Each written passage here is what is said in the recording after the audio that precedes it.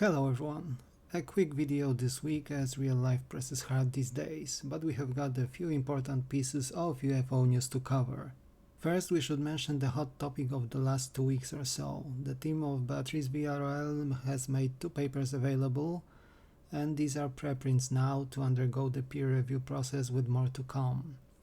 To cut down to the gist of it, the team has analyzed photographic plates of astronomical observations from the 1950s, and it has observed point-like objects visible as light in the plates in low Earth orbit. Given their transient nature and the fact that the objects did not leave light smudges means that they are not random meteoroids or other space debris flying past. We should remember that those images also predate the first flight of the Sputnik probe, so unless these were tests not mentioned anywhere, the observed objects cannot be man-made. They are also not rockets, as those would also leave smudges of light in the plates. This is a relatively strong hint that those objects may be technological and not man-made in nature. Moreover, their observations overlap with major UFO events with the accuracy of ±1 day, such as the UFO flap over Washington DC in 1952 and the UFO wave of 1954. Some speculations claim that the number of those objects in the orbit during such events could be as high as 100,000, potentially indicating a vast UFO surveillance network present above the Earth.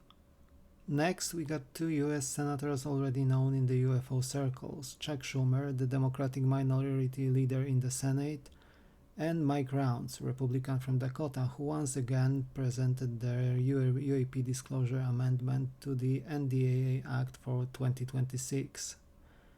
This could be a groundbreaking piece of legislation if passed, paving the way for actual disclosure happening. While I do not have high hopes for it to pass, with the recent turmoil regarding transparency in the US, perhaps there is a slightly higher chance for the legislation to fly under the radar, fingers crossed.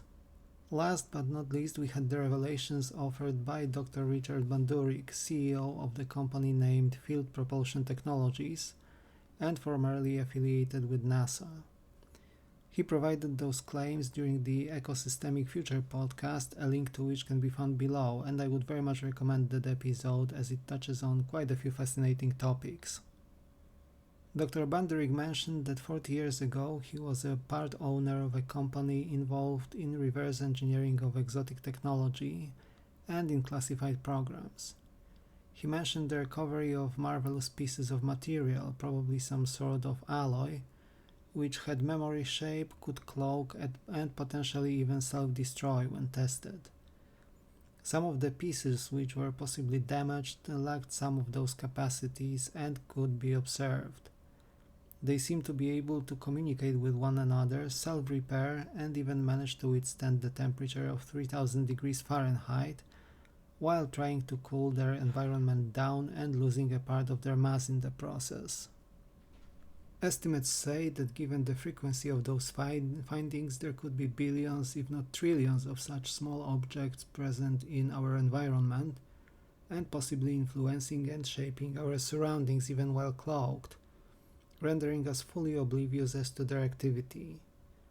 These mentioned also faced a strong rebuke by Dr. Eric Davis, also involved in reverse engineering efforts, a physicist of quite the fame in the UFO circles, who flat out called Dr. Bandurik a liar and pointed out that such claims would never be put forward by anyone with high security clearances and taking part in WUSAB levels of secret programs. So, that's it for the most recent news. What do you make of them, dear viewers? Does all of this bring us one step closer to disclosure? I am myself quite hyped about the work of the team spearheaded by Beatrice VRL, as they may be onto something with their discovery, and the team has a legit chance at proving the potential tangible non-human presence in the environments of our planet. We will see what the future holds, so stay tuned. In the meantime, thank you for watching, like and subscribe if you enjoyed the content, and I will see you soon in another video. Take care.